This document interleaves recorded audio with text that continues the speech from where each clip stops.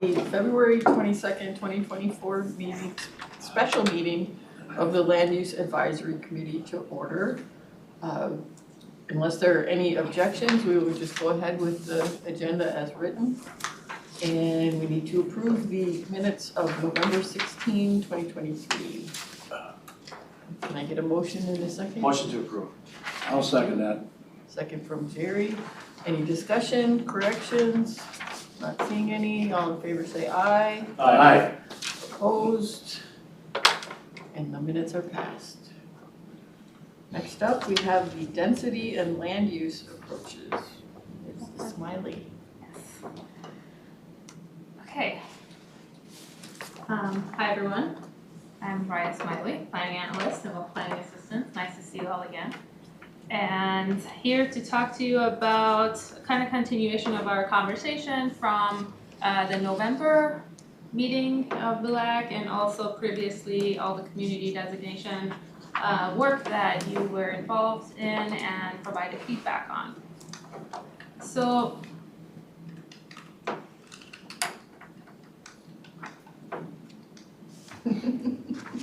Oh, that one. there we go. Did it skip ahead? It did?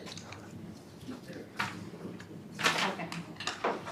I don't know if Greg did it, but anyway. So in the previous LUAC meeting, we kind of talked about and dove into information related to the existing density of existing development in the region and the communities that are currently part of MUSA, so in the parts of the communities that are within MUSA.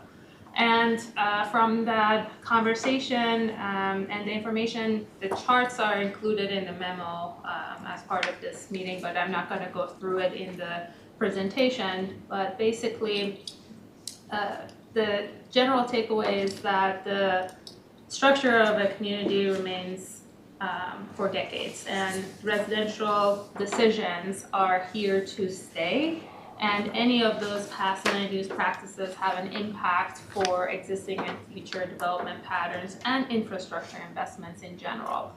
As well as we saw that with the, again, in the memo, the charts are included if you want to look at the charts, and that there is a gap between the minimum density requirements, which are part of the community's long-range plan. So we analyzed both 2030 and 2040 plans. So there's a gap between the minimum density requirements and what is actually being developed. And the other thing is that what we're seeing is that the low-density land use patterns are mostly low-density land use patterns are the ones who are impacting the infrastructure investment. More specifically, the takeaways from that density analysis is generally that even though in the last 10 years we're seeing densities or developments at higher densities being developed in communities, it's still not dense enough to make up for the whatever has happened in the past. And this the past goes all the way back to whenever the buildings were created. There's no it's the existing density of what's on the ground. And the other thing is that even though there are some community designations that are more consistent in their existing densities or recent development densities with their planned 2040 densities. Suburban Edge Community was one of those community designations. But in emerging suburban edge, for example, which is the density, which is a community designation that is right around the edge of MUSA, is the one, for example, that is lower than the minimum density requirements that we have in the regional plan. The other thing is that when we have information from the plat monitoring program that goes all the way back to 2000, and we also looked at those platted densities, and those platted densities are generally higher than the developed densities, meaning that some of those plats probably didn't get developed. And again, this includes all the information for all the communities going back to the beginning of the plat monitoring program or whenever they joined the program. So all of that overall kind of goes back to that big picture that I was mentioning, that there is a gap that we're trying to address through these policies and these conversations that we are having here today, and that hoping to be able to address that, understanding that even though the intention may have been there to build at denser developments in the past several years in communities, it still is not matching what we are hoping to see in order to make sure that there is efficiency in infrastructure investment for all the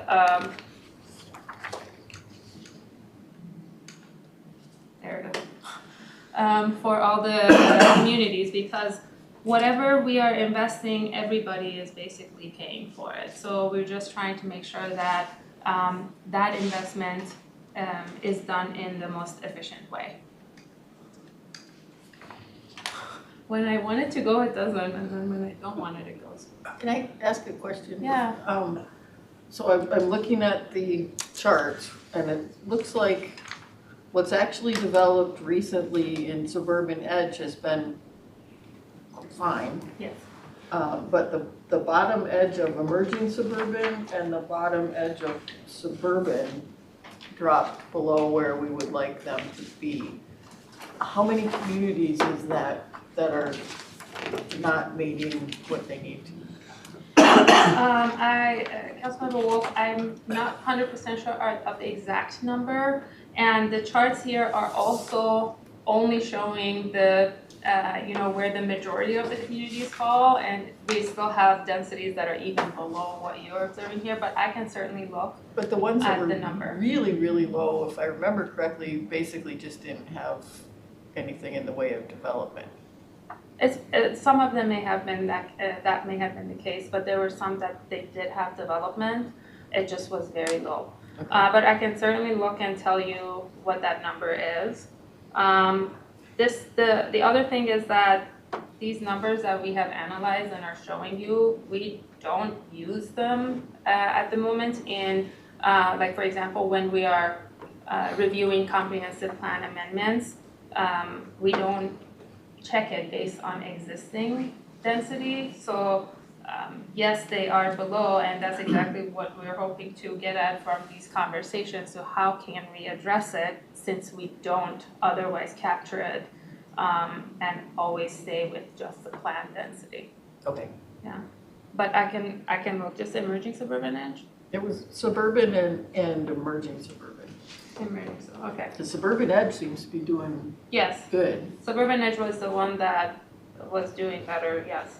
Emerging suburban edge was one that wasn't so well. Well, and suburban too, because suburban goes down to Yes. 2.4. Mm-hmm. Now some of these I know have like at some point it is clear that you're talking about in like suburban and or urban communities, you're talking about redevelopment in many of these cases because they are mostly developed, so it just could be a lot split, or it could be just basically rebuilding something that is So if you do out it of commission. But tear down and rebuild, does that count? if you do a tear down and rebuild without changing the land use, it wouldn't count here. Okay. That's not what we weren't able to capture that. It would in the planned densities if the communities had captured that in their as part of their meeting their growth through new development and redevelopment. Sometimes they have identified redevelopment sites, so it would have been in the planned densities, Okay. but not in the existing ones. So based on that information and the density analysis, we just brainstormed some possible land use and density approaches that we think are generally falling within two bigger buckets. One being more on the policy decision side, and the others as part of administrative practices and guidelines, which all that it means is that it isn't a policy statement and or may not be included in Imagine 2050 like that, and will mostly become either technical assistance and or become requirements for comprehensive plans through the local planning handbook. They will all be under a certain policy so that they're following through. For example, the policy is managing growth efficiently, and then these will be guidelines that basically trickle out of that, but mostly done administratively. And I'm going to cover each of these one by one, and I think we can pause after each to talk about them in detail. So the three main density policy decision ideas that we have is one is to increase minimum density requirements. That is basically what is associated with community designations right now, which are the 3, 5, 10, and 20, 3, 5, 10, and 20 units per acre. The thought is maybe if the minimum density requirement is increased, then the developed density will come up slightly, a little more. So just making up for that gap. The other is to restrain MUSA expansion and establish criteria for when the expansion would be authorized. And currently, if we have an application for MUSA expansion, and MUSA, the exact line for MUSA is through the 2040 comprehensive plan. So that's how the Metropolitan Council captured where the exact line of MUSA is. That's through local plans and decisions. That to restrain expansion of it and establish criteria for it so that maybe the expansion is through if it's meeting certain regional goals. So it wouldn't be that as long as we have capacity, we will expand it. Another separate research that has been done, and happy to share that with you as well, is that there is currently, within the current MUSA, there is enough land supply to meet the forecasted growth. So theoretically, there shouldn't be any need to expand MUSA because there is enough land within what is already available. Yes? Madam Chair, excuse me for this, but why does the Met Council care if Laconia or Shakopee goes, density requirements? Isn't that a local issue more? Or, I mean, I'm lost. I don't see the connection. Why the Met Council does all this planning and everything for communities, unless you're trying to impose your requirements on them. You see what I'm trying to say? Well, the reason that we do the 3 units per acre minimum in areas that are served by sewer is to make the dollars work on the You're talking about infrastructure. where you have your sewer and water lines. Right. Oh, I see, okay. Yeah, All right, now it makes sense. because if you're not connected to our sewer system, then You don't care. then we want big lots so that you can have a septic that will Oh, I not see, okay. be, Okay. so you won't be recycling into your well and your neighbor's well and. Okay. Bill? Madam Chair, thank you. Do you have any charts or data that shows the utilization or sewage that comes from a 3 unit per acre, 10 unit, and 20? Why? So in other words, the efficiency through the higher density. They did an analysis several years ago on if SAC was fair, basically. What, is it more expensive to serve suburban or redevelopment? And it came out about a wash, that serving the core, even dense, even though it's denser, it also costs more to put pipes in there that aren't already there versus greenfield. And so the cost to us was about the same so it was appropriate that SAC would be the same throughout the region because it does balance out cost-wise. And Madam Chair, just something to add to that is that I did actually talk to our environmental services staff trying to see if we can do more of a cost by density as opposed to a general cost and associated with SAC. And the complexity of trying to calculate that was such that we weren't able to come up with a methodology to actually calculate that, to be honest. So we can get data, but it will be much larger than the granular level that you were asking for. Okay, It would be just hard to cut it by Well, it also density. depends on whether there's excess capacity where you want the density to go, or if we have to add more pipes, because there've been, like, by Highway 100 and 394, we had to add a $30 million pipe because of all of the redevelopment. There's some other places in Minneapolis that we've had to do that as well, because with redevelopment, they've actually gotten ahead of what the capacity in the pipe was. and if I may, on a follow-up, when you say restrain at a local level, that's alarm. So as the metro's developed, I'll say in the last 30 years, the Woodbury growth, the overall number, the Met Council's very accurate, but where it is, you're not accurate because depending on what business or development goes in there. So that restraint somewhat would concern me in local level. So does that mean if it's maxed out, let's say in Lakeville, and somebody wants to come in and expand development, are we going to create leapfrog development outside the metro because you're restraining it in certain areas? I've had the concern that not all of the vacant land is actually available for redevelopment. The one in the farm in Bloomington is a good example of that. Unless you have many millions of dollars, that is never going to redevelop. But it's sitting there looking like it's an area for development, and not all communities have really reached out to their landowners to see who actually wants to redevelop and who doesn't, because some of them can sit on that for a long time. Jerry, what did you have? Well, I just out of my own curiosity, where the Met Council has their pipes, you refer to them as pipes, where they have their pipes, if the Met Council growls to the cities and contractors, listen, I mean, What do you you mean? say, well, we want higher density, I mean, can you actually say that and they have to listen to it? Well, I mean, their density has to be in their comp plan, whatever it is that we've agreed is the density for their classification. Okay.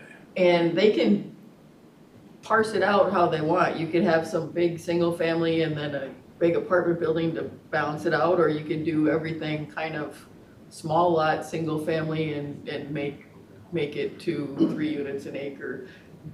So they have a choice of how to get there. And they can also adjust it over time. Like if you have land that you thought was gonna be commercial and then you don't need it, you can change that. Or it was commercial and now it's a dead strip mall, you could tear that down and put it in an apartment building. But it's local where to put it, but you still have to meet those, or what we're trying to do is have everybody meet those minimum numbers, because some people, in spite of the rules, have not met their minimum numbers. Well, the reason I bring it up is it seems to me there was a shopping complex in Burnsville that went out of business or something, so it got going to be torn down and apartments are in there. So you're gonna have a lot more units there. Can they just go ahead and do it without Met Council giving them the thumbs up or something? They have to change their land or- use guidance from commercial to high density residential, and we say yes, we're not telling them, no, you can't do it. We said yes, and the buildings have been built there, plus a really big Quick Trip too, that goes with it. But, yeah, as long as it's not a substantial departure from regional system plans, when you come in for an amendment, we would say yes. Well, that wouldn't have been on their comp plan though, would it? Yeah. Or would have? So the comp plan says if shopping center doesn't work, we can tear it down and put up apartments? They come and ask to change their comp Oh, plan okay. from commercial to residential. And I'll say the Met Council's been very receptive in the last 20 years, 30 years that I've been around on issues like that. If I may add to what Councilmember Wolf said, through that amendment process, a comprehensive plan amendment, we do check for system capacity, besides impact to the system. And generally speaking, except for like very certain areas, it usually isn't an issue.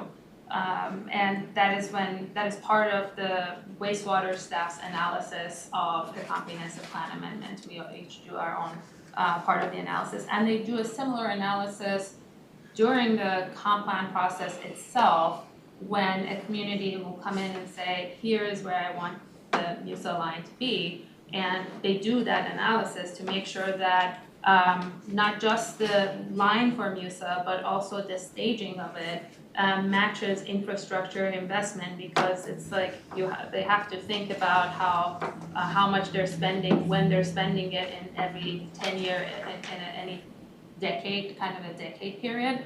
And the communities can come and change that, but then afterwards it will be through a comprehensive plan amendment still. And I think I just want to add to that restraining the MUSA expansion, in that one, we're not talking about wastewater capacity per se, but rather instead of just saying there's capacity, therefore it's okay to expand it, is to say there's capacity and here is some other criteria. So in most cases, we, again, except for very specific areas in the region, we have not had any issues with MUSA expansion. And if I may, the expansion of MUSA is expanding the area served by the system. Yes. So we're not talking about restricting what cities that are already in the system could do, at least with that solution. It's just whether or not an expansion happens at the edges of the system. Yeah. And Chairman, and it would be in addition to what they've already planned for. So they've already planned for 2040, 2030 and 2040. So we're really just talking about that 2040 to 2050 additional planning period where we would start, thinking about the land supply and whether or not additional area within the MUSA is actually necessary to support the forecasted growth for the region. We do know that there is sufficient land within the current MUSA to accommodate any growth that communities may want. And we actually kept the MUSA the same from the 2030 plan to the 2040 plan because of the lack of growth during the big recession that we had. We basically missed a decade of growth, but now it's looking like we can keep the same MUSA again for the most part. Mm-hmm. If I can ask too, just in terms of the 3 units per acre threshold, is it sounds like there's a fair amount of parity between sort of inner and edge as far as the cost of whether it's adding more capacity in a dense urban area or adding more capacity in a greenfield, except if you go below 3 units per acre, then it becomes inequitable, and that's the point of that, if I'm understanding. Okay, thank you for clarifying that. I appreciate it. I think you have a presentation going over some Yes. items. You made a comment about we have the space to accommodate growth goals. I would want that caveated by if only all of the land was the same price, it would, space is one thing, but like obviously there should be cost considerations in the calculus because some land is going to be way more expensive than other land. If you're trying to meet a housing goal or whatever other affordability or whatever, you would want to be extremely careful restraining where the MUSA line is. So it might actually fit one goal of having the density correct, or whatever you wanna use as a term, but it would blow up other potential goals that you might have.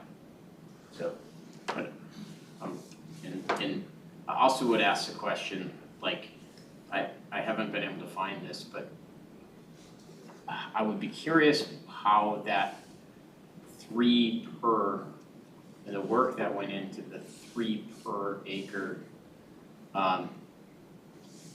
and I, obviously there's a lot that goes into it.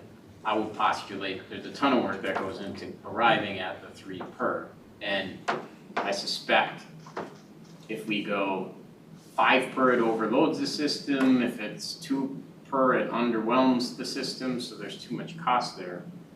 So I think in theory it'd be, oh, we'll just make the minimum density requirements higher, but like there are gonna be other consequences potentially for that too.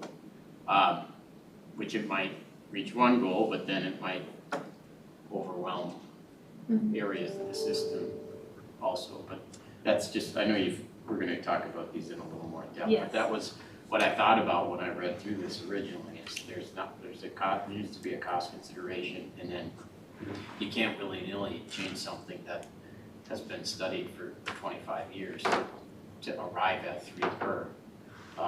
It's been longer than that. Whatever the case may be, they didn't just arrive at 3 for no reason. So anyways, that's just my big umbrella over the conversation. Okay, let's keep going and Yes. then, And we can talk about it more. I'll just talk about, let's move on, and then I'll talk about the last point when I get to the slide. So the very first one that we mentioned was increasing the minimum density requirements. So for example, the map on the left is of a hypothetical community with a community designation that has a minimum density of 3 units per acre, with a mixture of land uses and certain density ranges for those land uses. The area's overall density ends up being 3 units per acre. If we were to, for example, change the minimum density requirement for this community designation from 3 to 4 units per acre, within the same area, that 4 unit per acre can be achieved by changing the mix of land uses. So dedicating more acreage to higher density land uses is one way of achieving the 4 unit per acre. Another way of achieving the exact same thing is to, even if we don't want to change the mixture of land uses, the acreage, changing the allowable density range of those land uses can have a very big impact. So just changing the minimum for low density residential from 2 to 3 and the medium density residential from 5 to 6 changes the overall density of this community from 3 to 4 units per acre. So that's two ways of achieving that if this requirement were to go through, for example. Oh, before I go to that, I want to pause here because I want to see if you want to talk more about the increasing the minimum density requirement itself. That is what is associated with community designations, the very minimum that is associated with community designations. At this point, we are not yet talking about additional density requirements that are associated with transit ways. So transit station areas having a slightly higher density requirements if they are in a community. But I want to pause here and make sure that we capture anything in this. Bill. Thank you, Madam Chair. One comment, it was made earlier, would developers, support this? I can tell you real time, in the last 2 years, developers will be below 3 because of cost. And they're going down to 5-foot setbacks. Pulte, MI, and Charles Weekly doing a 2-story home with 2-stall garage, which there's just a couple. The market wasn't crazy last year, but they're selling now because of price points. The only way they can get below that 500 is they have to have that smaller footprint. And to see Pulte do it also, real time on Amber Fields, they're changing their models quickly. You didn't mean going below 3 units per acre, you meant going higher than 3 units per acre is what Yeah. they're intending to do. Yeah. Okay. I just want to make sure I understood that, yeah. Sorry about that, but the builders, because of cost and that price point, Yes. because the standard 2-story Pulte, 3-stall garage on a moderate sized lot is $650 to $700, and you can't sell that. They're losing that market because of the cost. So they're quickly changing, and I don't see it changing either because of land cost and material cost. New developments coming out of the ground, it is tight, but you got different buyers on that startup. My concern is if you change the minimum for everybody, communities that have been following the rules are gonna have to redo all their plans because they've already worked it out that they're meeting the densities, and then all of a sudden you say, nope, we're changing. I think you'd get a lot of pushback from the communities that are already meeting it, that they're getting punished for people who haven't been meeting it. That is exactly what our town would think about it. We've been doing 3 the whole time. Madam Chair? Yeah. Yeah, I guess one of the things I'm concerned about, there's one of the things that has been brought up, or that we've been faced with, is when you have more density, you have more usage of resources, water in particular. Okay, you know, just cite an example like the school that was proposed at Lake Elmo got turned down because they couldn't build it because there wasn't enough water. And, you know, if we have more, if this legislation, or not legislation, but this court ruling goes through like a Waver Lake, and it may set a precedence, but that may limit the amount of density we'll be able to have, because if you put an office space, you know, on a per what do I call it, per residential basis, on an apartment complex is 30 gallons per resident versus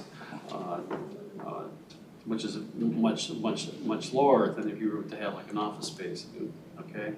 And so it's going to be pushing this higher density, and I don't know where we're going to get the water from. That's what I'm worried about. So we're not going to be able to build some things that we'd like to build because we just don't have the resources to do it. I'm just talking from a water standpoint, and then also, and we talked earlier before we had the meeting, and that was just transportation infrastructure. And Bill could address that a little bit, there's some caveats with some of that too, as far as CO2 emissions and other things.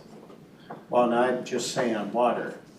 When I put a high density apartment townhome, I'm not throwing the water on the yard. Like an R1, 3 units the acre.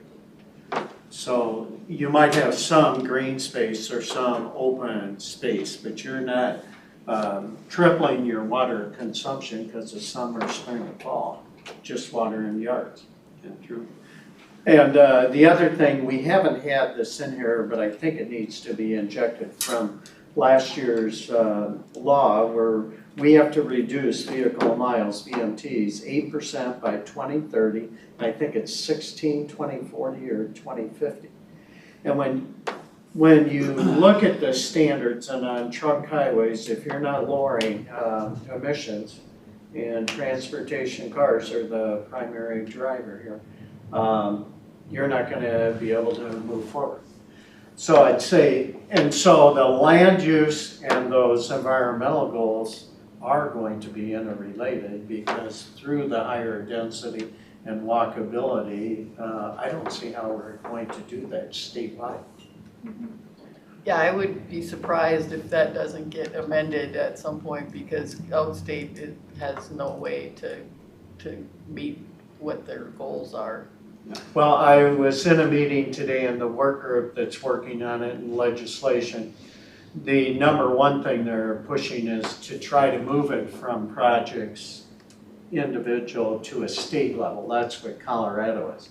So at a state level, if this is a standard, I can move it, probably achieve it, because it's going to be achieved mostly in the urban and suburban core. Then at a project level, because once you get to each project, outstate anything over 5 million, you gotta meet a lower standard, that's gonna be difficult. So I think, especially suburbs and as we develop in the 7-county metro, you gotta tie that land use to that state statute.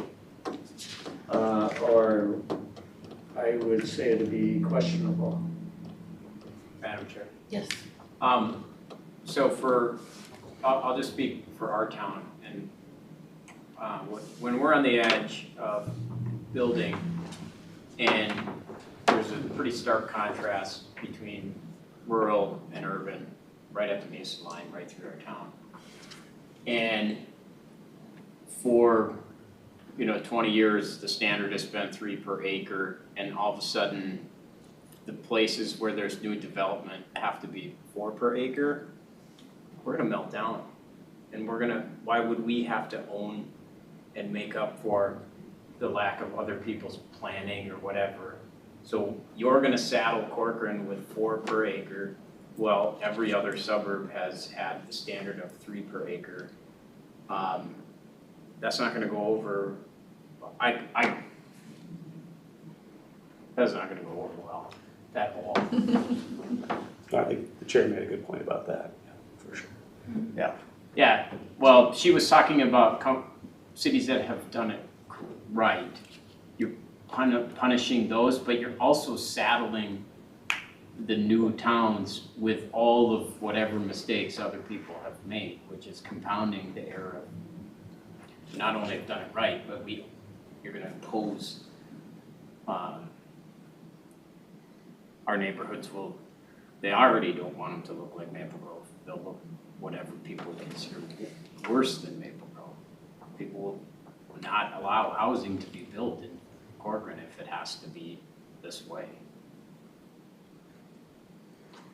Chair, if I may. Yeah. One thing that I want to mention is that later on in Raya's presentation, she'll be talking about how none of these things would stand alone, and one of the administrative guidelines or best practices or ways that we would do the process administratively is to offer flexibility through incentives, and for those communities that have been meeting the requirements and have a demonstrated track record of meeting those minimums of 3 units per acre, I think that we were considering how incentives and flexibility might be offered for exactly what you're talking about, committee member Bob. Yeah, let's move on, and we can have more discussion as we get through it. I'll pause here for a little bit, even though we did kind of talk about it. This is, albeit the blue rectangle on the right is to show basically that MUSA expansion that we were talking about, and I think this is a good illustration of what Angela specifically said in addition to where 2040 MUSA is. So basically, as we are gearing up for the 2050 plans and as communities are going to be thinking about where the 2050 MUSA line is, this is a potential approach that can present itself, maybe useful, to create some criteria for, sure, let's expand it with these conditions, kind of thing. And I do want to say that we're kind of digging into some past council documents that aren't even available in the archives of the McCouncil, but this is something that the council has done back in the past, that there have been some criteria associated with MUSA expansion in the past that we have moved away from. So it wouldn't be 100% a new idea. And again, to add to what Angela mentioned, as we are talking about these approaches, They can coexist together. This approach can happen at the same time as the incentive for flexibilities can happen at the same time as some other administrative approaches can happen. And in fact, some of them do work better if they're coupled with one another. So meeting something that advances the regional goals that have been endorsed by the council, for example, as a criteria for a proposed MUSA expansion. And before the 2020 plan, each development would get brought into the MUSA one at a time. And then it was Lakeville that piloted having chunks staged by different timelines, and then everybody went to that because it made a lot more sense than doing it one at a time. So I just want to pause here. I know we did talk about this approach though, but I just want to make sure that if there's anything else we need to talk about. I could see telling a community that's dipping way below 3, sorry, until you get above 3, you can't have an expansion. I mean, that seems reasonable. What do you guys think? Madam Chair, Phil? is, from a legal standpoint, can that, if a community decides not to do it, does it have any recourse to say, no, we're not gonna do it at all? I know Lake Emil tried to do that and it failed. Is that one recourse that a city would have? I mean, could you see that being pushback? I'm just asking a question. It would probably end up in court the same way that Lake Elmo did. If they were supposed to grow, say, by 1,000 units over the period of the Right. plan, and they said, no, we're gonna go to 0 or 100 or something, then it would end up going to court, and Lake Elmo already lost. Yeah, but that was before the last round of court battles where they assumed the Met Council was correct about everything, right? That's I don't know what you mean. after the Oak Grove decision, where the onus before was for if you got into a disagreement with Met Council, the courts assumed that Met Council was correct and on a variety of different things. But when Oak Grove when it was after Lake Elmo, the Lake Elmo decision shifted power completely to the Met Council, and the Oak Grove decision, I don't have it in front Are of me. you talking about the community designation? I can bring the court case up, but it's not, Lake Elmo was not the last battle. Oak Grove was the last battle about who had, That's the one that they did it, the bill in the Senate, right? Great. Go Can I speak to that? Actually, if you're looking at the court case, the administrative law judge found in favor of the Met Council. However, there was action at the state legislature that changed the action. yes, you said it better than me. But it's not so much it's not as bad as it used to be for going and disagreeing with the Met Council. If I could, Madam Chair, the one exception would be is all of us would have to bear the cost when you expand the MUSA and do not follow capacity. Yeah. Everyone else is gonna pick that infrastructure cost up. For what? Expanding the MUSA and not doing the minimum 3 units. Yeah, that's what the whole purpose of it is. Yeah, and I would say in an urban area in the United States, it's hard to predict what courts would rule. There is a cost, and if you have good data saying it's cost prohibitive to go below 3. I'd be surprised. I haven't suggested that anyone goes below 3. Madam Chair, so one little slight nuance to the expansion, like if you said to a town and MUSA is expanded and there's a bunch of farms inside MUSA, which is what we have, and they're not selling, then you're kind of stuck.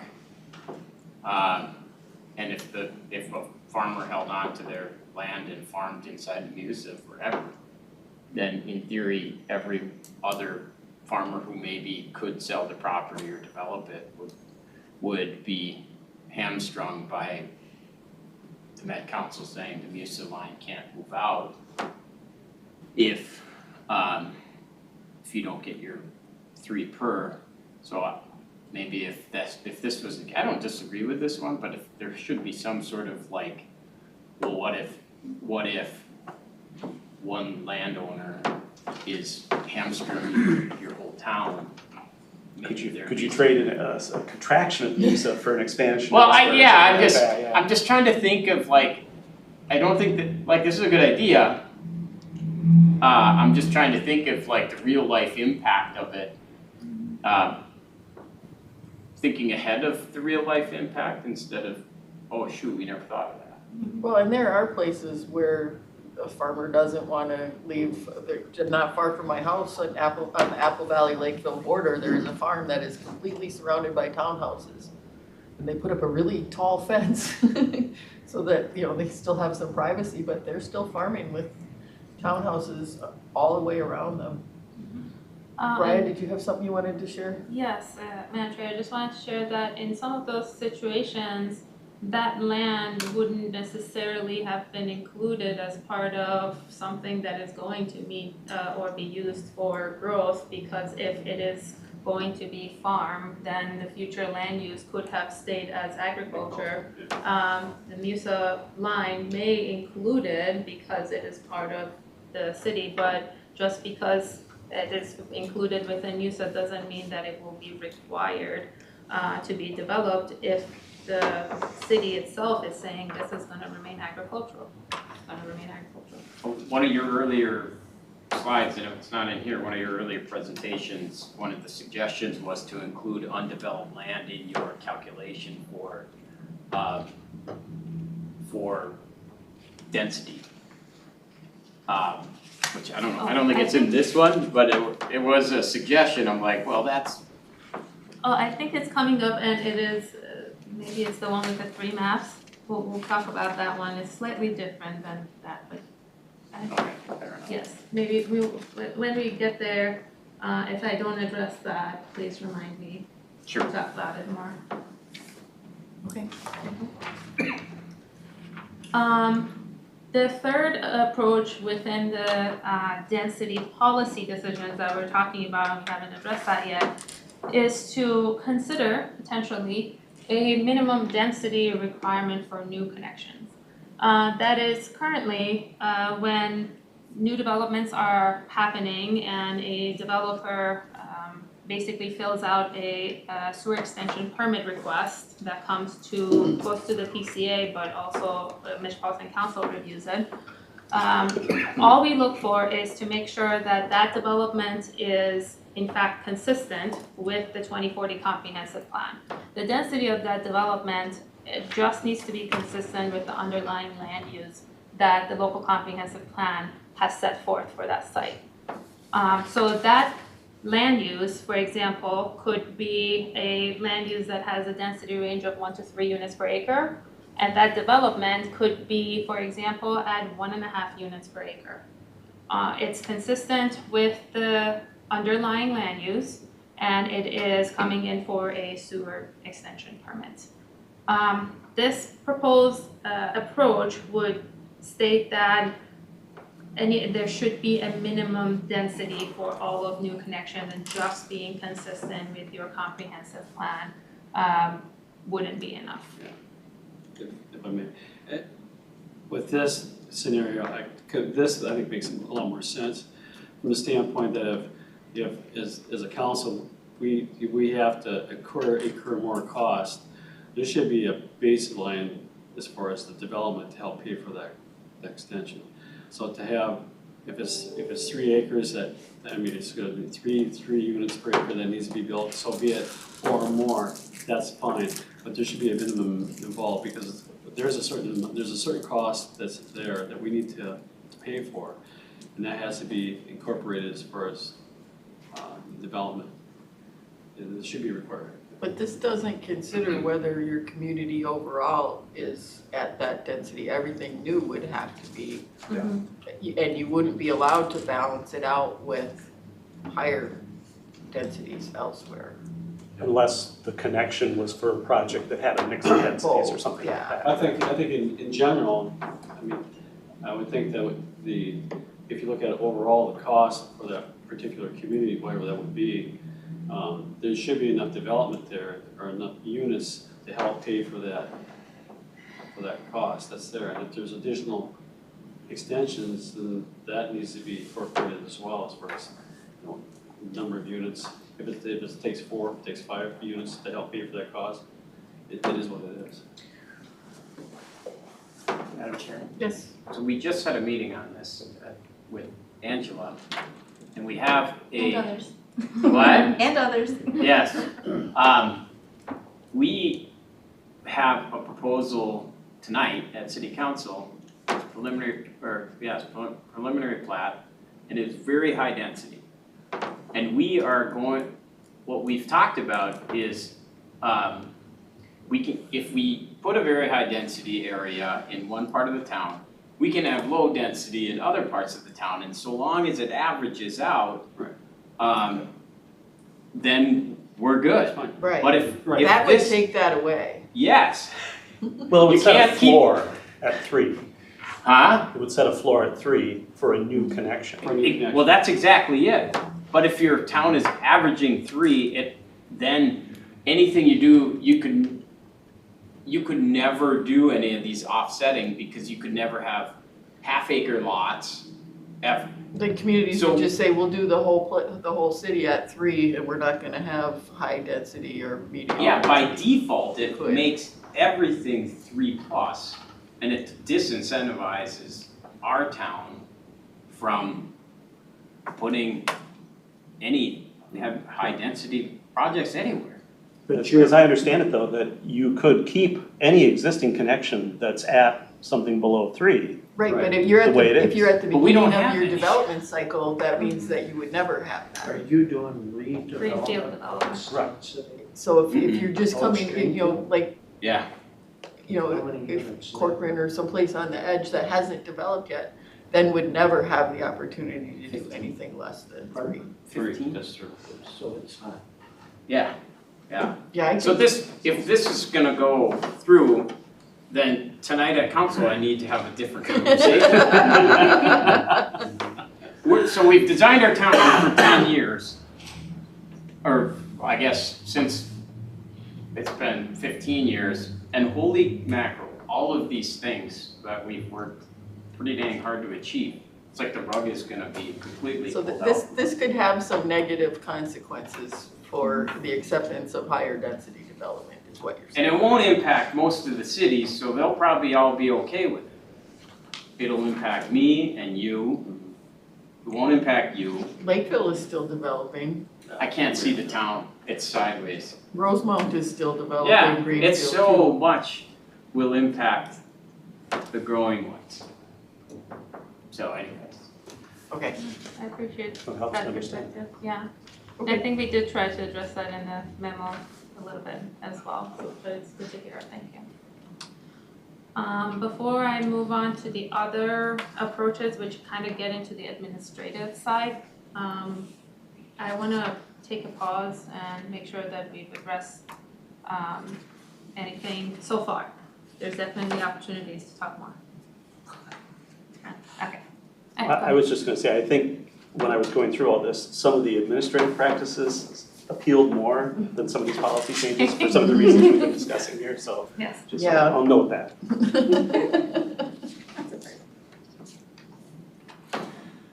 Okay, so why don't I just Skip move that and go forward, on to them one at a yes, and go on time, to yeah. them one at a time. So the very first administrative approach is to basically include all, just read it.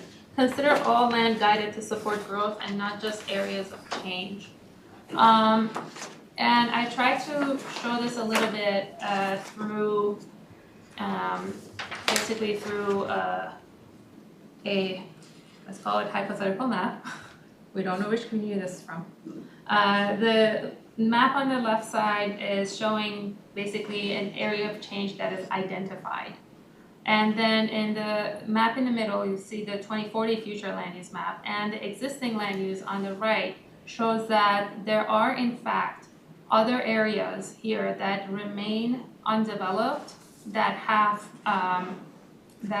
basically a land use on the 2040 future land use map, but weren't identified as an area of change So necessarily. they're identified as eligible for MUSA Mhm. and not developed yet to whatever Right. it might be. So, I wonder if, you remember Fatima, if this was the one that you were thinking about? No, it was just a bullet point, and it might have been from our last presentation Oh, okay. that had, all land in MUSA is considered when considering density. And it's not in this presentation, but it was in, I think, the last one. Okay, I'm not making it up, I don't think. I'll take a look. So anyway, this one would, the other thing that this approach is trying to address is that in the 2040 comprehensive planning review process, there were communities, for example, who due to, well, one practice that we established was basically that if whatever they had approved or gotten approved and authorized through their 2030 plan was carried forward to the 2040 plan, and only whatever was changed between 2030 and 2040 was used for calculation. So this approach is trying to say that whatever hasn't changed since 2030 as well should be included. That hasn't developed That yet. still hasn't developed. So don't just include the difference between 2030 and 2040, but include basically use 2040 as a new plan, not just whatever was added between those two decades. So basically, if you had land that was guided for apartments and there hadn't been anything built on it yet, you could use that as your density for the next round. Right. Is that another way of saying you're looking at the comparison instead of between 2030 and 2040, you're looking at the comparison between existing and the 2040 plan? Yes. Yes. So that you can calculate what that density change would be, okay. Correct. That makes some sense. And I should say that many communities did exactly that because it made more sense to think about where they currently are versus where they want to be or see themselves be, and or what their growth forecast is, all the way to, at that point, 2040. So they kind of started from scratch almost. But there were some communities who did that difference between the 2030 and 2040. And in some of those cases are the ones that the density of planned density is actually between 2030 and 2040 is very low. So this approach kind of tries to get at just start from the scratch and use the existing and plan for future based on what you have, everything that you have. Any thoughts? Makes sense. I think it helps if you have land that's available for multifamily and it hasn't been bought and used yet, it doesn't make sense to zone for a whole bunch more to compete against what is, is already on the market. You need a balance of available land through all of the uses, and that allows you to do that, is how it appears to me. So in Jonathan's case, if I may, it would be this farm sat here for 20 decades, or 2 decades, all of a sudden now it's in the market and they change their mind, all of a sudden you could utilize that land going forward. Yeah, Or even if they guided it for single family, but it never developed, they're getting essentially credit for that density that they guided it for, as opposed to it's not counted at all because it's not used that way. so can I ask, Madam Chair, can I ask a question? One rewind, or not specifically related to this, but what is the problem that there is in the system? So that we're trying to solve, and is it, so all of these are undeveloped properties, or undeveloped, kind of green space ideas mostly. And is it's not being met, the 3.1 is, or 3 is not being met. But every single one that we've approved is 3 or more. What has happened that towns haven't met their 3? And those things don't seem to be addressed with some of these, at least in my opinion. I don't know where these areas, I mean, we got that list of them. I'm not sure how the calculus worked in my town, but most of them weren't right on the edge. There were other towns that weren't meeting their density, but these, so far the ones we've seen, haven't impacted any of the towns that already are in the penalty box. Madam Chair, committee member, I appreciate you bringing this up, and through the approaches that we're bringing forward, I think we're trying to address a variety of things that are kind of at a higher level a little bit, but also one of your questions was what is happening that they're not meeting this, their minimum, and are in kind of what you call penalty box. One of the things that we are seeing is that, and it is, we're trying to address it through another approach actually, is that a lot of development tends to happen at lower density. So communities are meeting their minimum density requirement in their future land use planning. So their planned land use is consistent with their minimum density. So say the city had to plan for 2040 for a overall minimum density of 3 units per acre, and they did. And what is happening is that they have a variety of land uses identified for future growth that is a mixture of low density residential, medium density residential, and high. Yeah. What is happening is that the LDR is being built, and the MDR and HDR is Isn't not. that funny, based on what you said, because builders they're not excited about doing LDR at all right now. So in years past, they did LDR first. This was looking at about a 10-year window or something like that? Well, maybe I should go to that approach for a second. And what we are suggesting is that we should look at it in a 10-year approach, because every 10 years a comp plan will get updated, as opposed to between now and 2040 you have to be at a minimum of 3 units per acre, for example. And it may not be that case for every single community, but in many of the communities is what we are seeing is that's what's resulting in lower density, because that is the majority of what has been developed in some of those communities has been on the lower end of like that whole table that I have there. But when we talked about it before, you said some communities have, in their 2020 to 2030 is all of the low density, and then they put their higher density in 2030 to 2040. Correct. So it's not actually available. And then when they update their plan again, they push the high Right. density out.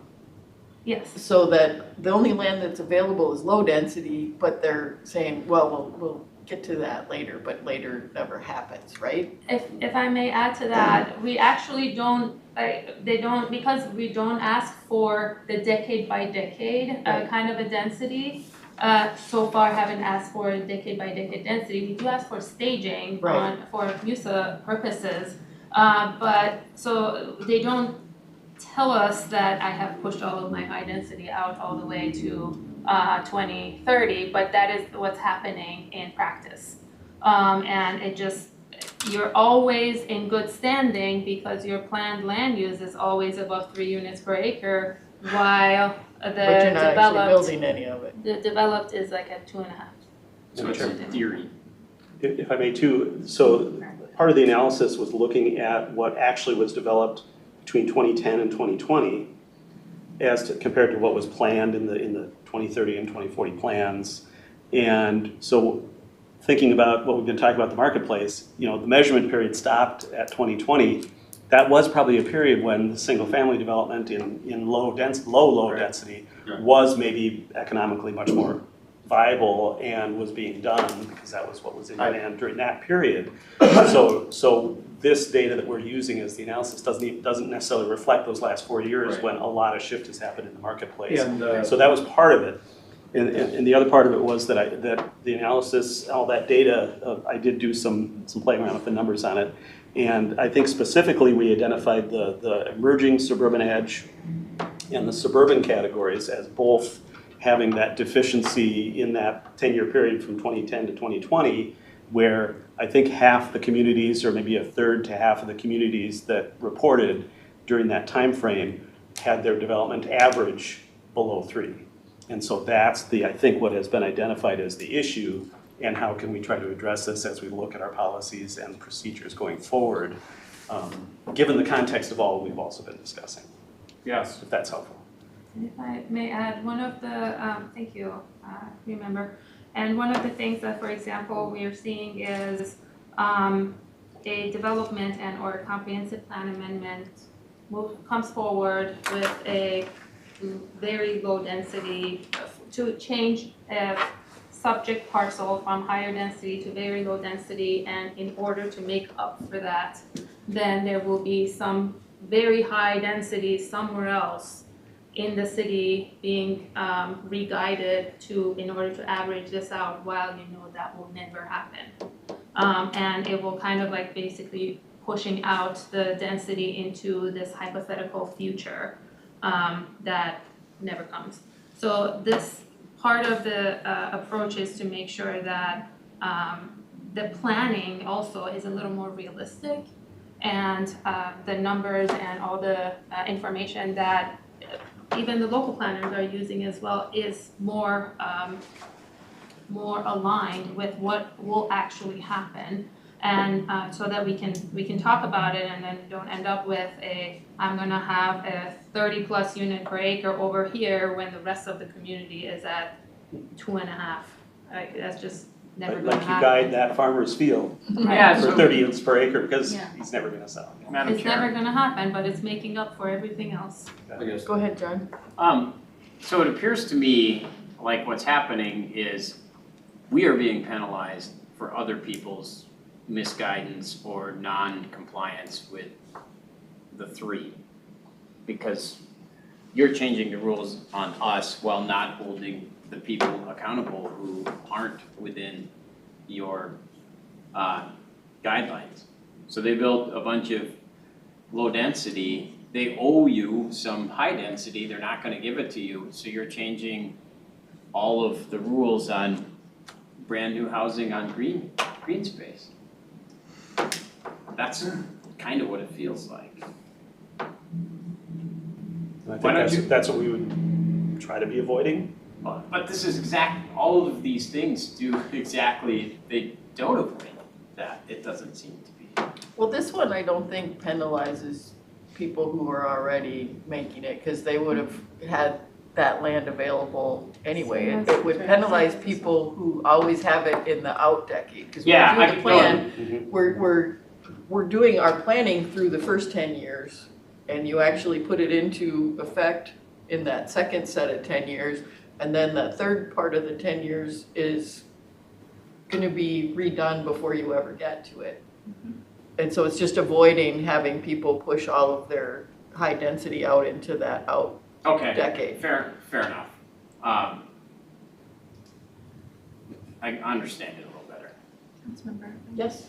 Just one additional thing. I think, committee member, one of the things that you're concerned about is actually addressed in your plan, because we already require this decade by decade planning for the affordable housing allocation.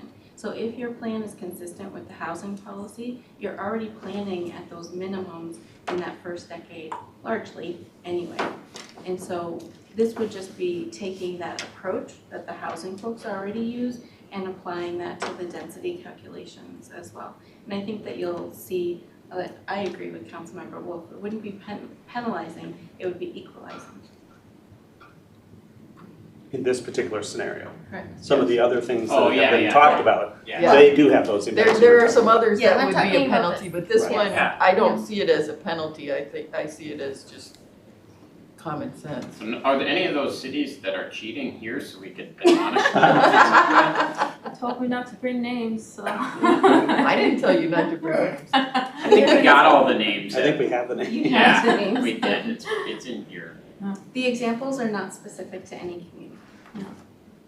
I tried to keep them in a way that would be difficult to Anonymous. acknowledge. Right. Or identify, not acknowledge. Yeah. I moved on from this, and went on to the other one because of the conversation, but before I move to that one, even though we talked about it a little, is there any additional thing you wanna mention in this one approach? I want to have a side conversation with you, because I don't understand this one as good, Sure. if that's okay. Absolutely. Okay. Okay. So the next one, I think we already talked about it, but basically is just doing that planning and calculation differently in order to make sure that it is more, that's gonna sound redundant, planful. And just making sure that it is more thoughtful and kind of goes into decade by decade. As Angela mentioned, that practice of planning by decade already happens for other purposes. Like in this case, the high density residential category that is in this example would have been something that this hypothetical community would have had to think about in the 1 decade period for housing need purposes. But what we're saying is that the other land use categories should also be thought of that way and make sure that the balance every decade comes to the minimum density requirement. Well, and if you combine that with the one before, if they have land available for high density and it doesn't get developed because there's not a market yet or whatever, you can move that into your next, to your next current development cycle. Mhm. So you're not over planning for a land use that hasn't popped yet. And it helps prevent gaming of the system, so to speak, you know, Mhm. because you're having to account for it each decade. Yeah. But what if you're doing it the other way, where you put your high density stuff first? Then if we build a high density apartment and it gets completed in 2028, then we're stuck starting this clock roll over at 2030. Well, no, we have the plat monitoring program, so if you're part of that, you can get credit if you've been going over in previous Okay. decades. So, but as I read it, every decade means like Yes. 2010 to 2020, 2020 to 2030. But if for some reason you went 6 units per acre in 2020 to 2030, you can ask for some of that density to be credited to the next. We can ask for it, or it automatically becomes credited. If you're a participant in the If you're program. in the program, it becomes part of the We are. calculation. You are, and you're doing well. Trying. And I do want to say that in this example, and if it was, we're talking about 2050 plans, if something was developed in 2028, that's when the 2050 plans will be due as well anyway, so that wouldn't be a future land use. It wouldn't be a planned development, it would have already happened. Yeah, So- but you would still get credit for it. through Yes, plat you will monitoring. get credit for it through plat monitoring if you need it. Does it stay forever? Plat monitoring? Currently, yes, currently we don't have a cutoff, it goes back to 2000 though. Yeah. So what, we say currently because we're thinking about, does it make sense for it to be 24 years old? But if it happens in the previous decade, it certainly will be part of the plat monitoring program. And we only apply the credit if you need it. If you're already above the minimum, Then it doesn't We don't matter. need we don't apply it, it's your actual plan. We wanna have agri-hoods inside MUSA, so we're gonna need it. And we would apply that for sure if it's needed. Okay. We The- probably won't get any because Bill doesn't want The third administrative approach is, well, include all existing developments in the density calculation. Just basically the information that you saw as part of the density analysis, including that in the plan densities as well, to get a more realistic picture of what is happening, in order to bring that forward to make sure that whatever is being planned for future, in fact, is making the past practices even, if you will. And we understand that this will have more implications for some communities compared to the others.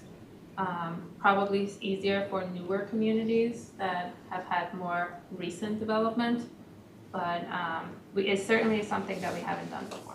I think it would be really challenging for the older communities with the current numbers, because the current numbers were designed to apply only to new development with the expectation that places that are fully developed are always going to redevelop at higher density to make the dollars work. So the numbers were high, but that was never meant to apply to the whole city. So we'd have to come up with new numbers. I was having trouble understanding how this gets applied or how it practically works. So maybe They would look at everything in Roseville at what density it is now, and you'd have to plan your new stuff, your redevelopment, to bring the whole city up to whatever number it was, not just the new development. Right, so, but if we're already at our target with, if you count all the existing, Right, then we're good, right? yeah, Yeah, okay. but like Minneapolis would be out of compliance and need some serious density to get up. I think their existing Minneapolis was like 10.5 or something, so with their plans, they would have to make up for the difference to if it was 20 to 20. Basically using what communities have already, are already required to include in their comprehensive plans, which is their existing land use table, and combining that with the future land use table. So whatever is to be built between now and, in this case, 2040, plus the existing.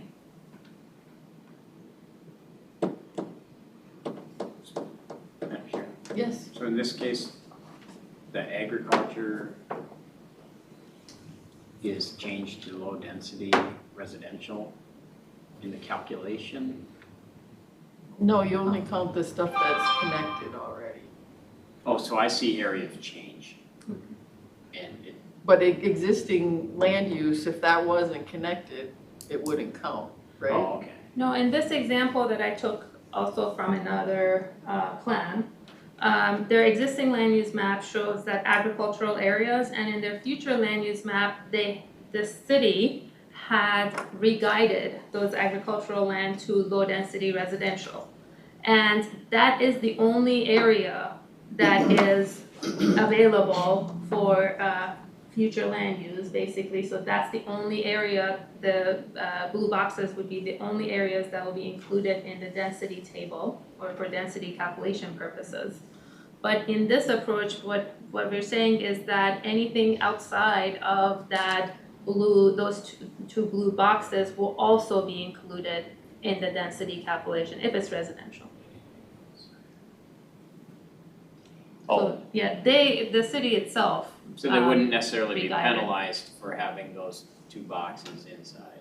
No, the two boxes is just showing what the city itself had, has identified, and then this is just to show that the entire square, including those two blue boxes, will be counted for density calculation. Oh. Even if one of those orange areas was developed 30 years ago.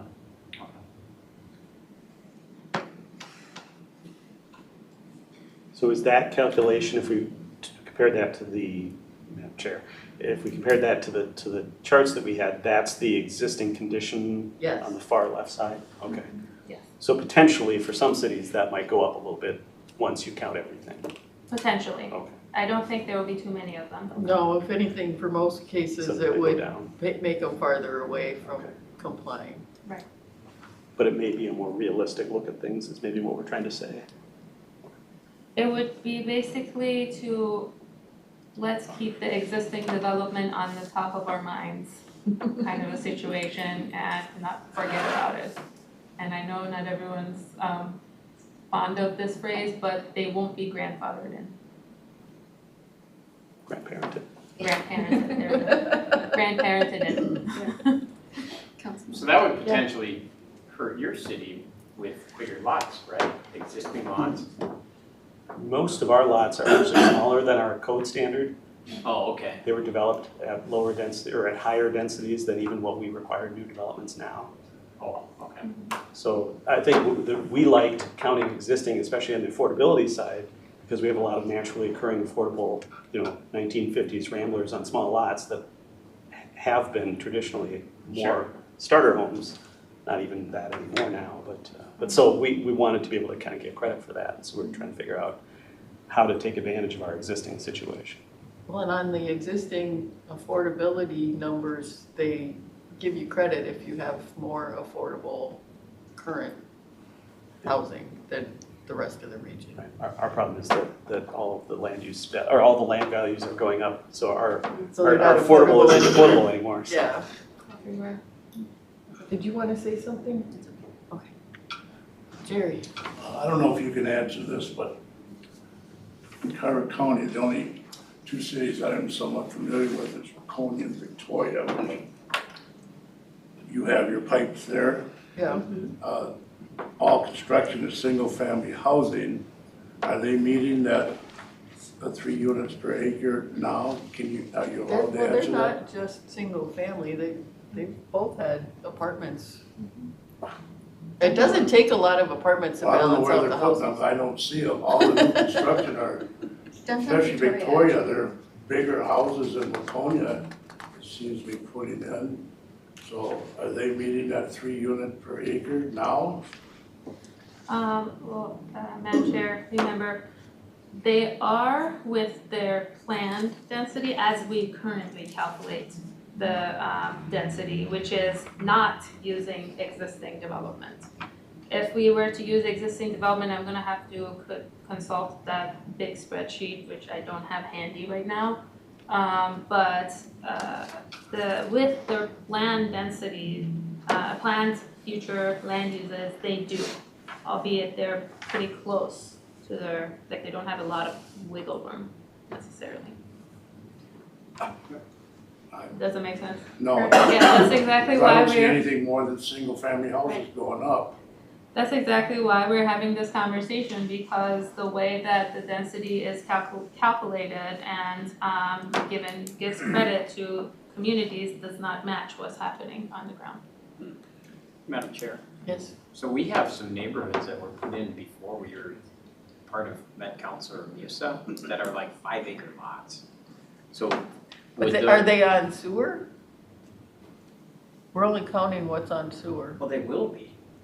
I think. Are you gonna make them redevelop or? Yeah, that's a good point. So all of this is caveated that they have to be connected to Yes. Yes. sewer. Yes. And already in. Within MUSA. Yeah. And Lakeville has gone through that. We had some developments. There was one that was 1 acre lots from like right after World War II Sure. on septic. And that ended up, they just tore the whole thing down and put commercial development on it.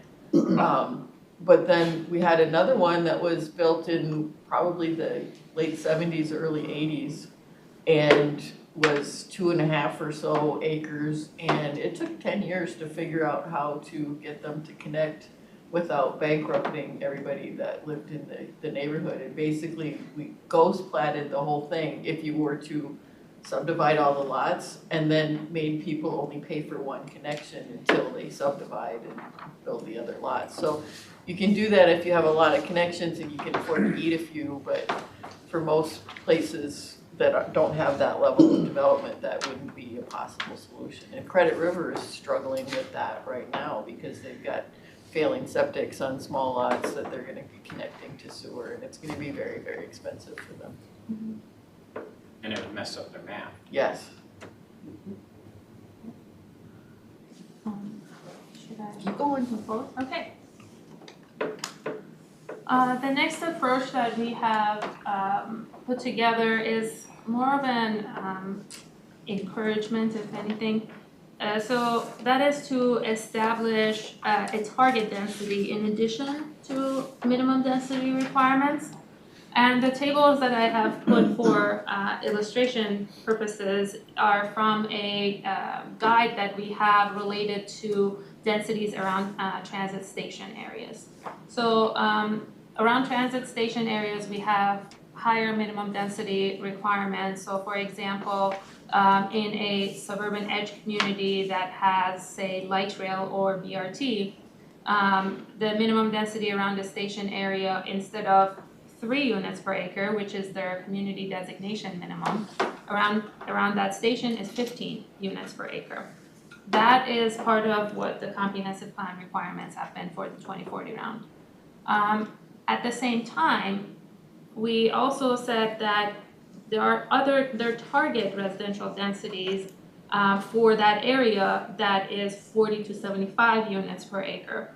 There is no requirement attached to a target. It is more used as a communication tool or an incentive tool to nudge communities towards you can possibly do this. Maybe something that local planners can use if it works better to communicate with their planning commission and their city council, and in establishing something that is just achieving a little higher than their minimum density requirement, because and seeing that as the guidepost as opposed to the minimum density, which ends up becoming for some communities, their planned 2040 densities, if their minimum was 3, their planned density was 3. And that did not provide any wiggle room for that community. They became inconsistent immediately. So something like this will basically encourage communities to achieve a density that's slightly higher in order to give them that flexibility. There won't be any requirements attached to it. But it's a thought. Thoughts, questions? A lot of high rises in the suburbs. In this That's case, what yes. But what's funny is Apple Valley, pushed for the red line to be built, and they were supposed to go with these numbers, but they just avoided it altogether by just doing commercial development, which doesn't have an equivalent standard. So it's all been, what redevelopment has gone on has been all auto-oriented commercial development, big floor store and drive-up banks and drive-up Starbucks. Now, where they're housing, if I may, Madam Chair, is about a half mile away. Yes, So it's walkable, and if you have nice weather and mild winters like this one. And if I may add, in this case, like I said, this is from an existing resource that is geared towards transit, but it will be something along the lines of, if your minimum density is 5, maybe your target density should be 8 or 10. So we're not talking 40 or 75 as you're seeing on the table, and we have not explored this beyond the statements that I have made today. Well, and it has been interesting, Madam Chair, in the marketplace. I think in the last probably 5 years of development in Roseville, developers are asking what is the maximum we can put in? What is the maximum? They don't care about what the minimum is. They always ask what the maximum is, and can we raise the maximum? yeah. And I'd say it's post-COVID, and you could back up 18, 19 months and still get 3% interest rates. But where we're at today, it's all developers, it's how do you max it out? So here we are talking, look at it, 2020 numbers, and the world's changed, sort of like when the housing collapsed. It stopped, and builders are building high density everywhere, I don't care where you go in the country, you're seeing those units go up because of cost. So if you publish a target, I think that helps. Yeah. You may actually achieve it. I mean, Madam If, Chair. but if a community doesn't want to, it's not going to make a difference. Yes? Yeah, and that's one of the conversations we're having right now, it's like, as a council and the planning commission is, how close can we get these units? Like, right now, Bill and I could hold our hands together and touch the walls on both sides of the house. I mean, that's how close we're getting anymore. And it just, sometimes when you squeeze them even closer, it's like, and you're right, now it's how many units can we put on this acre as opposed to being spread way out. And it's a cost issue, I think the market's going to determine really more so the unit density as opposed to what we're trying to do. I mean, I'm not saying that we shouldn't plan for it, have policies and stuff. I mean, it's a good goal to shoot for, but I think the market's it's kind of the tail that's gonna wag the dog. I mean, is it bad? No. Will it actually make a difference for the people who don't want to meet the minimum densities? I don't know that it would make a difference. In some respects, I don't know if we're gonna have a choice, because if there's gonna be any types of development, I think the market will determine Well, you how could, dense it's gonna be. a city council could say no to development. That's something. As long as they can win the lawsuit. Yeah. If it's a PUD, Yeah, as depending on what opposed the to just decision a is. standard, right? I don't know, you don't always have to agree with Bill. Well, but and if a community has their designation that they say it can be 1 to 3 units, and in the past the marketplace was building the 1 and they weren't Right. able to make their, Yeah. and now the marketplace is 3, and there's no council land use approvals, it's just building permits, Yeah. then it's gonna happen, or if you Well, have to do it it's just a. Plat, but If it's it's just a still. plat, you can't deny a plat, for arbitrary and capricious reasons. So you generally, if the plat meets your requirements, you gotta approve it, so. So you could say, just hold your horses, wait 5 years and every city will be right in line where they need to be? I can't predict the market. No, I'm suggesting that, and I agree with it. It Dealing seems to be in the trend. the market, I'd say, now I'm older, you guys are all younger. But Thank you. I'm telling you, the younger market, I would never buy this lot and No. 2-stall garage and no yard. However, there's great open space and amenities close by. That market's there, and on the older end, empty nesters, people 60, 70, they want that small lot, convenience, I'm here and gone. That's all we're seeing. And you're seeing it everywhere, and the people that would fight you and throw you out of office 10 years ago now want that small lot. Yeah. No, I'm telling you, I see it everywhere. It's funny, yes. And the people It's funny. that would never have considered a townhouse when interest rates are 3% are now going, Yeah. okay, I'm gonna have to consider a townhouse.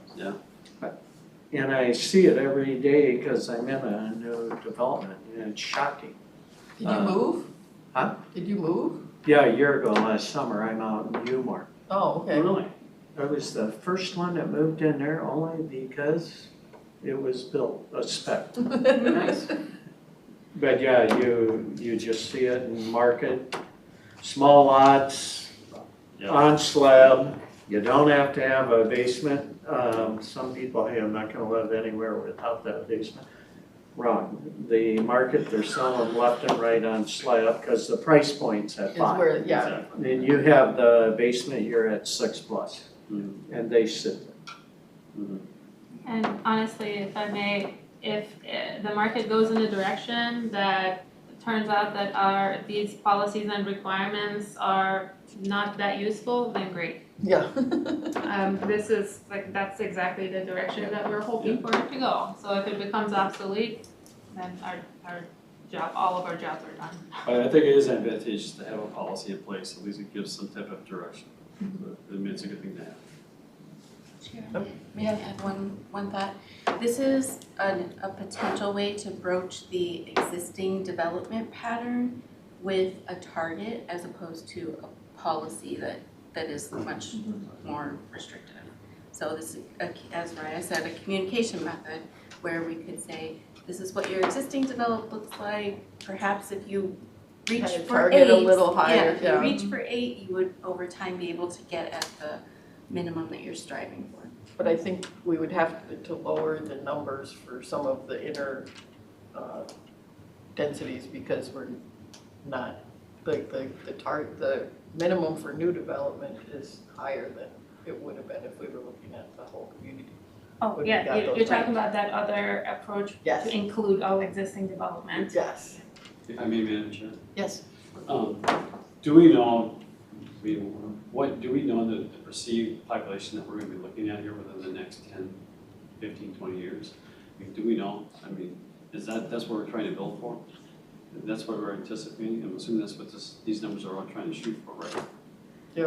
Madam Chair, yes, remember, not just the next 10 years, and I wouldn't say next 10 years, but rather between, well, kind of now and 2050. Sure. So, and the preliminary forecasts just came out and were sent to all the local jurisdictions for their feedback. And the whole region is to grow about 700,000 people. Is it happening? Is it happening? Is it happening? Yes. I mean, that is a forecast, so, and it is based on what's happening right now. So I don't know if it's happening by 2050, but I'll expected to. would just comment, Dakota County's share, we're at 440, we'll be at 520. And I think we'll exceed that with the growth patterns last decade. And they're slowly being pushed up. And the growth that we will get is gonna be more seniors, so people who are Right. earning Yeah. that's- money now won't be. The silver wave, Well, and we're almost through that though, also. The baby boomer component. That's better. Jerry, did you have something? Yeah, I'm just curious. There's a lot of trains of thoughts about futures, of course. One of them is, as the dryness and the droughts persist and get worse, say southwest and west, some people think that the pendulum is going to swing back. So people have been moving down to the southwest to get away from winters, but there's no water. I believe Phoenix has put you can't build any more units because there's no more water to supply it. So does the Met Council have any information if that pendulum maybe is gonna start to swing back where it first has to come out of the companies where people can who have jobs, that'll bring people back They here? have all of that stuff in their model. Oh, they do? National economic trends and all of that, yeah. Is there any truth that maybe, Minnesota all of a sudden is gonna have this big push bucket people to live here? Do you think there's anything gonna happen that way? Minnesota, Wisconsin, maybe Michigan? I'm not that good with my crystal ball, sorry. Well, I mean, is there people at the Met Council that are studying this? Yes, Trying to make that's part of all of the somewhat of projections a that guess they of do. what's gonna happen? Yes, Oh, there is, yes. if they run out of water everywhere, everyone will move to Minnesota. Oh, yes, I mean, you gotta have, California's you gotta have water water. issue is healed and so is Phoenix with That's industrial true. states. Yeah, slowly. Their reservoirs are full on floor. Let's move on. The last approach that we have before you is to explore other incentives that advance regional goals as part of flexibility in meeting minimum density requirements. And this is one approach that can easily be coupled with any of those other approaches. It's certainly the list that you're seeing on the screen is not an exhaustive list, it's just some ideas. Maybe if it was compact development practice, maybe if it's a transit-oriented development.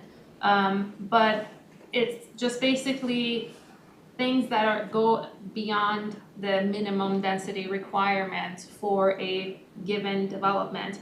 And of course, in this specific case, we're talking about, in this specific instance that I'm talking about, development going through, but some of them can be at the planning stage and the comp planning stage as opposed to like an amendment, comprehensive plan amendment process. In some of these instances, we may need to, for example, have more of a concrete evidence and of the community's work on that specific area, like protection of green space and or protection of the natural resources through adopted resolutions. So it wouldn't be site specific, it would be more like, do you have some established practice that ensures that this is something that will continue to move forward and you're not just saying it for the convenience of this one site. And that can be challenging sometimes. I know in Lakeville, if there's oak trees on the property, they cut them all down before they ever come in for the land use application because they can get more stuff if they don't have to work around existing trees. But if they know that there is an incentive and they will get flexibility, maybe that will help and they will reach out to the city sooner.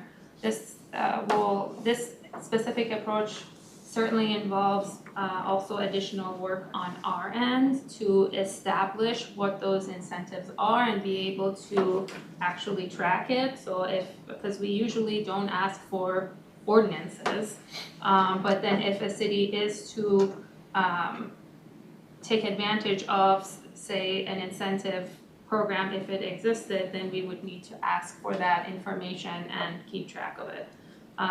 But that would be just on the council's end. So that's another approach before you, and I would like to hear your thoughts about that. Bill? I think if you were to do this, it would be a huge, huge undertaking. I don't think it'd be practical. Bill? And my response, you do this, and communities, especially around the suburbs, will buy into it, because they all have some form of these A lot of them issues. are already doing that. Yeah. So, I mean, this is what's palatable to every community out there, is they all have uniquenesses. Individual farms that aren't going to be developed today, they're green space ag, but may change down the road. Compact development, developers are coming in doing that already. I think that having the Met Council monitor that would be a huge undertaking for them to do it. Well, not, Monitoring what? It'd be a huge undertaking for them to monitor this and keep track of that this. people are actually doing those things to get the Right, to follow through that. incentives. Well, excuse me, Madam Chair, but anyone coming into you today for any modification to the comp guide plan is pointing issues out like this already. Right. Correct. Yeah, I mean, Generally. like, they wouldn't necessarily get any additional flexibility. I mean, like, even right now though, if a community has certain ordinances in place that are in protection of natural resources in their pristine situation that they're currently in, would be able to subtract that for their net density calculation purposes, but that's as far as it goes. Yeah. So it doesn't include affordable housing, for example, even though cities at the local level, a lot of them have those kinds of incentives for height or FAR or things like that. Yeah, you get reduced setbacks or not as big Right. in garages or whatever. The Right. hard part is enforcing those if it's ownership, because Lakeville tried that. They gave a townhome development a whole bunch of consideration. Everybody just put in fireplaces and tile floors. They weren't affordable anymore. And if I may add, Madam Chair, the only thing that I would say is that we wouldn't police the development by any case. It will be more like, if you want to take advantage of this, make sure that you send the evidence of the action that has been taken at the city level for us to be able to apply this flexibility in the future, and we wouldn't necessarily come out and go out and see, did you do that in every single of these amendments? So it would not be as big of an undertaking that it would if we were to police it parcel by parcel, but it's more about just those concrete steps taken at the local level. Adoption of an ordinance, basically. Madam Chair. Yes. I have a question on the natural resources. Isn't that already in the calculation? We have to do some work on the front end to identify areas, and so long as we do that, there's some give and take on the, just want to make sure of that. Yeah, you can have some, if you're preserving areas, you can not have them counted in your density. Yeah, and then I always, when we build code or laws or rules, I always say, let's not make a rule or a code if we don't enforce it. Mm-hmm. So I would have reservations about saying we're not going to be the police, but there should be, if just You're like gonna you said, give credit for it. if we all end up paying a little extra or something, like if this is, then there should be a means to like keep track of it, I guess I would say. This all could be gamed, I think, and you want to be careful about that. I think some of the other ones are more concrete than this is. Yes. I'm sure. Yes. Yeah, I would tend to say that these might be things that could be trialed on sort of a trial basis, and staff can get experience with them, and then rather than sort of saying this is going to be, widespread and we're going to turn a switch and it's all going to happen, and it would be good to get some experience and understand which ones work and how they work and what's the work involved for the staff and everything like that, and how well they're enforced or how easy it is to enforce them. So. Bill? But Madam Chair, I'd say with the legislation last year, the 1/4 cents to the city and the 1/2 cent to the counties, we have tens of millions to spend. And to be in that affordable housing component through developers and leveraging the money, it does make sense to have that incentive. So this is once in a lifetime, the revenues that we will see going forward. Yeah, affordable housing development is gonna be fundamentally different with this new money, and I would agree and not to have that there. Part of the challenge to cities and counties 5 and 10 years from now is make sure that there's something palatable to show that it worked. Otherwise, the legislature will take it away from us. They never get rid of things that don't work. that is true. That's true, yeah. Jerry? What's the Met Council's attitude or view? There's a bill that's introduced at the state, that the state's gonna take over control of zoning and housing and stuff, take it out of local control. Are you familiar with that? We're not lobbying for that.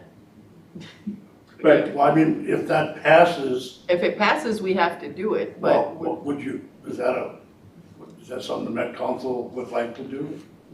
I've not been hearing anybody say that we're trying to get that, I mean, doesn't that change everything that you've done up till now then? If, supposedly, I haven't read it completely, but you have to have, everything you do now build, you have to have 6 kinds of different houses. And so doesn't that throw all your research out the we window? just wait to see what the legislature tells us to do at the end of the day, but we're not advocating for that. Neither am I. You're kidding. No. Local control is always better. This is the end of Well, the yeah. presentation, so if you have any other overall thoughts or suggestions, and you wanted to have a follow-up conversation on the one part that you didn't understand. can do that. I can, Yeah. yeah, I can come back to it. Okay. Otherwise, There's one other thing on the agenda. Mine. You done? wanted some time to make announcements. I just wanted to make one small announcement. I don't know if many of you know, but Raya has for the last several years been attending law school at Mitchell Hamlin. So this will be her last LUAC meeting because the next LUAC meeting she'll be out of town. So I know she's worked quite intensely with you through the Community Designations Project and through all of this kind of analysis, and I just wanted to acknowledge her very hard work over these last several years. She's been at the council for over 11 years, so it will be a big empty space in our office for a bit. But I just wanted to also just acknowledge the work that she had done and that she's done that with you largely. Congratulations. You will make a great land use attorney. Do you have anything you wanted to say to the group? Well, I just want to say that in the last few years, from the beginning when I started here, I used to come to LUAC, I don't know, once every other year, just to give an update. And in the last 2.5 years, I've been here pretty much almost at every meeting, and it's been pretty fun.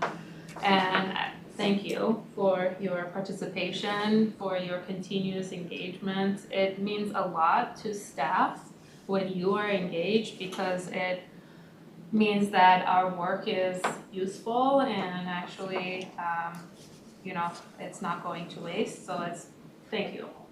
It works because you're here. Have you accepted a new job somewhere? No, I just am going to focus on finishing school and then focus okay. on taking more legal experience than planning, at least for a while. Unless I realize that I don't like it. Then I'll fall back on planning. If that's the case, I'm hoping you'll see her again. You get the big paycheck, so it's Oh, I an don't think attorney. so. Well, we will miss you. Yeah. Thank you for all Yes, your I do work. too. Also, if you have any density questions, like now's the time. Do it now. I'm here till the beginning, basically the end of April, early May. And we're still looking for more people for being on LUAC. And notice we've got quite a few vacancies currently, and we're short of elected officials. So if you know elected officials in the vacant areas, please encourage them to apply.